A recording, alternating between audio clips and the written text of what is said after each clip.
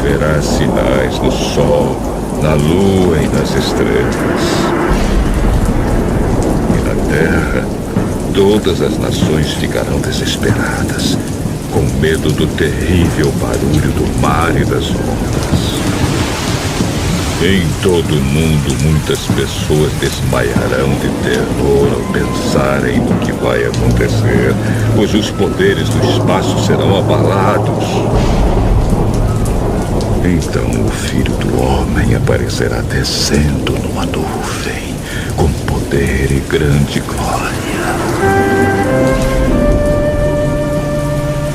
Quando essas coisas começarem a acontecer, fiquem firmes e de cabeça erguida, pois logo vocês serão salvos.